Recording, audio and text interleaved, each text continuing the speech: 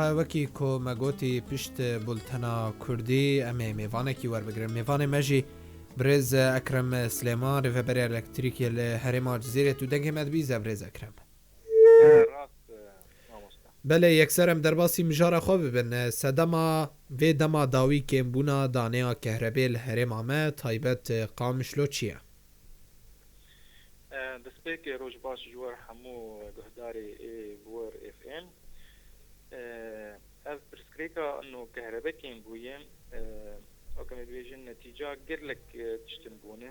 a sereke em bêjin ev êrîşa hovana a çetê êtirka û çetê pêre ji ber wê xeta a tewetir a 2 kV ji bendava Rojava tişrîn sabîqan tê meheta mebrûka ji roja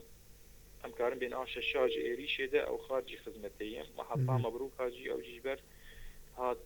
talandkirin û xerabûnik yani baş mezin tê çêbûye ew xwe bi xetê kehrebê dihatin ji me re ji hersî bendavê Bakurê Sûrî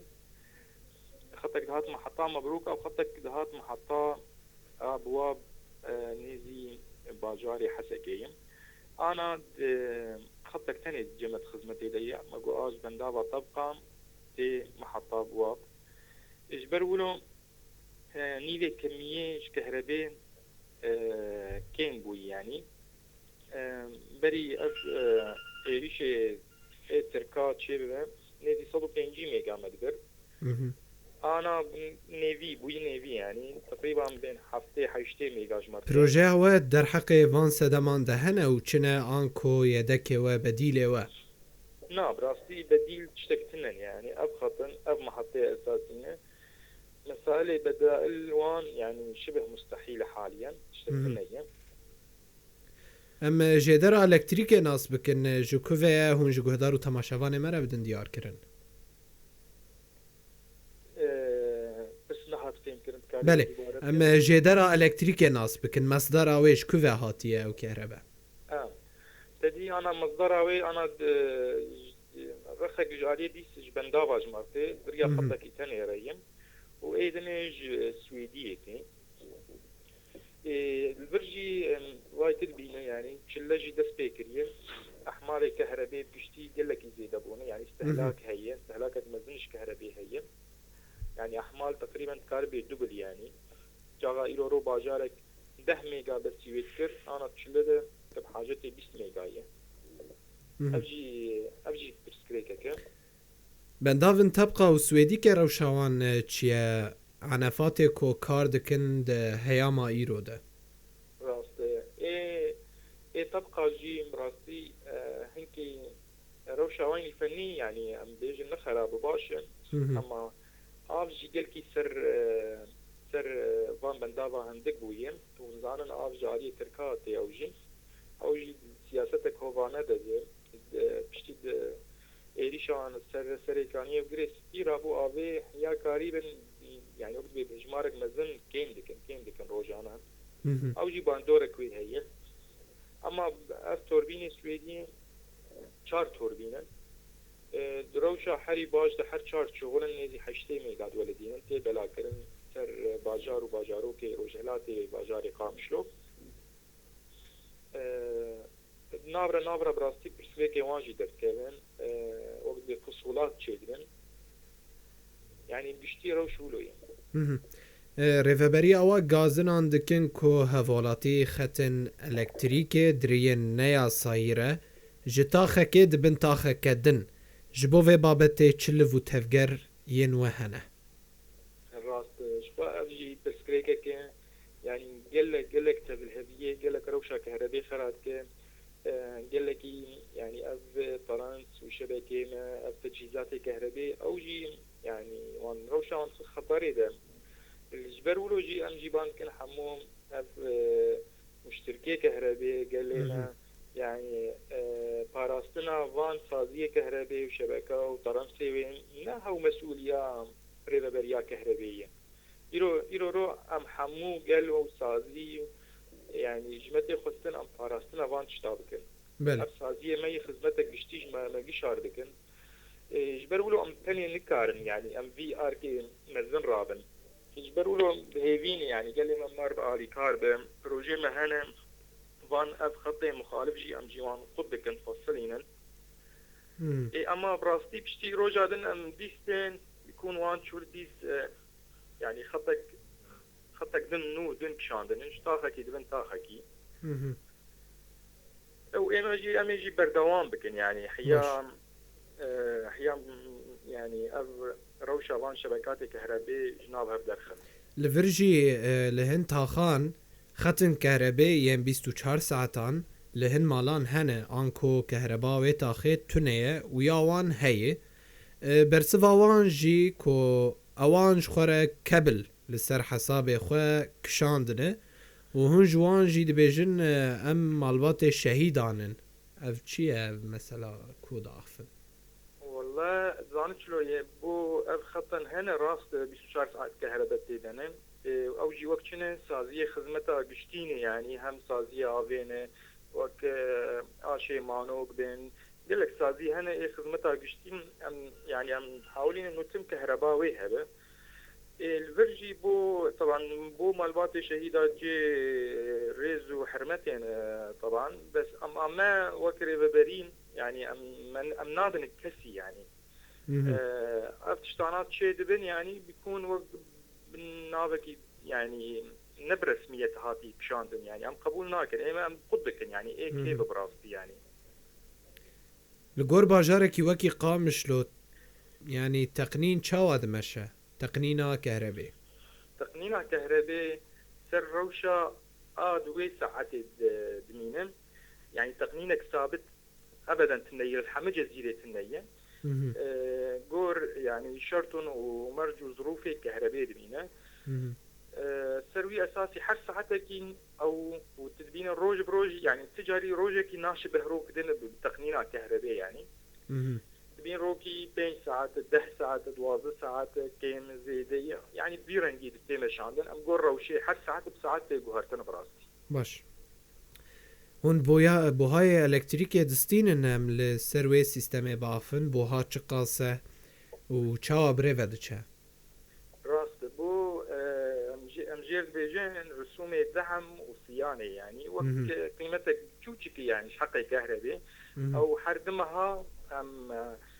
1000 ورقي دستينا امجير بين دورجي تظن دمهن 1000 ورقه مش خلكي دستينا او 1000 ورقه هانين يعني نا سري صدي بينجش قيمته تكاليفه وقيمتها كهرباء او استهلاك دك يعني اب ولاتي اب مشتركي هانين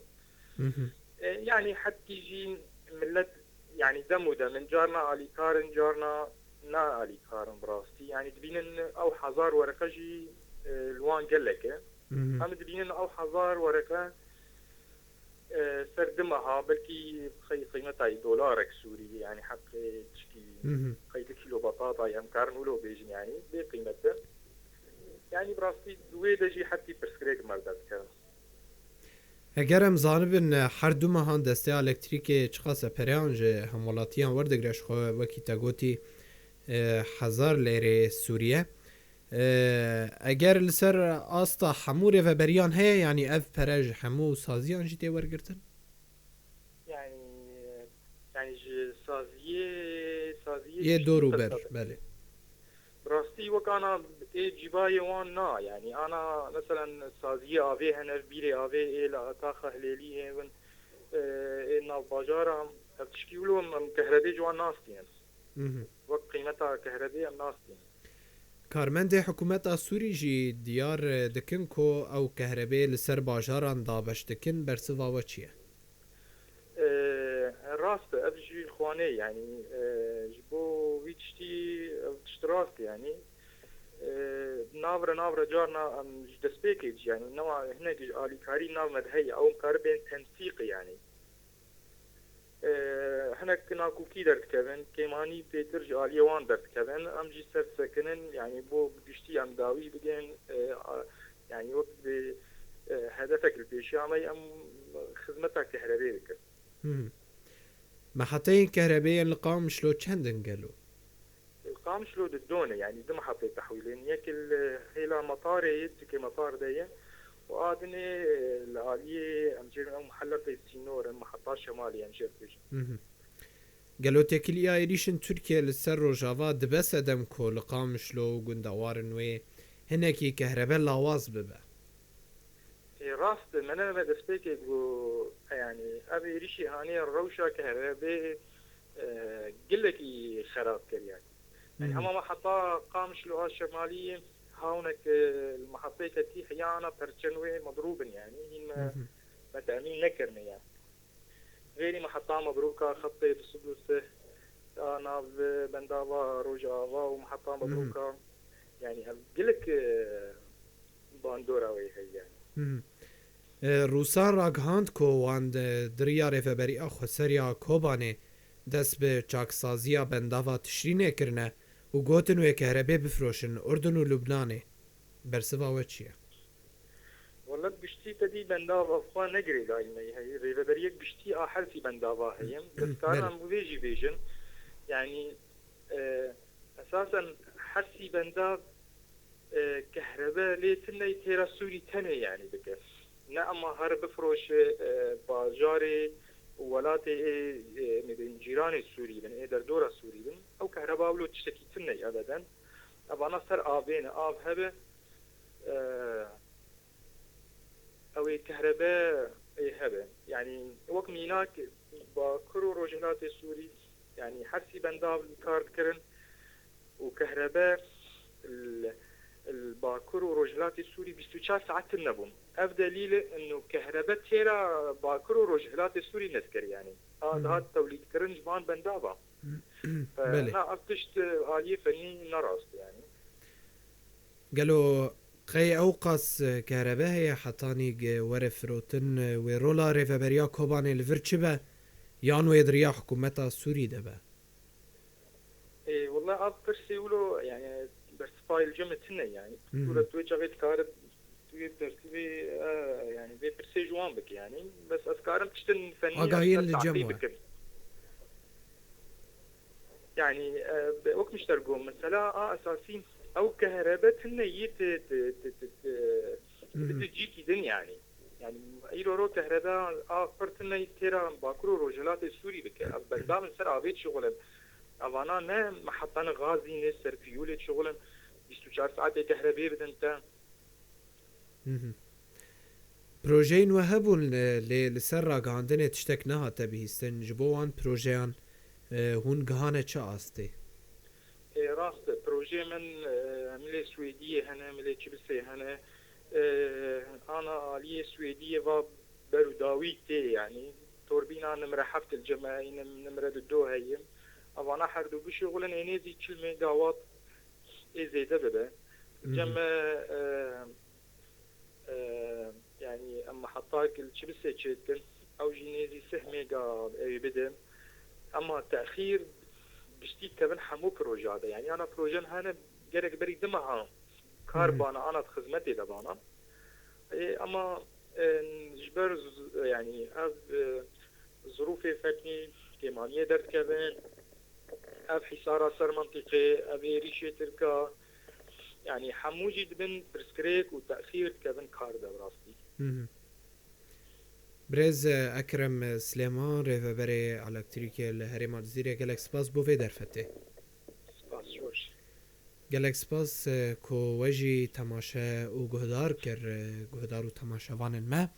افجي كورتا هفديتنك بول قال برز اكرم سليمان ريفبري الكتريكي الهرم الجزيرة قالك خال دان نشاندان آگاهين كو دروج اوا وان ده هبون هر وها پروژين كو دسته وان ده هبون بمرا پاروکرن آگاهين یکو کمیسر هف کربون آنی سروی اکرانه و به گهدار مرا پارو کرن لورجی هم دگهجن داویا هف دیتنا خواه هر شاد و بختوار بن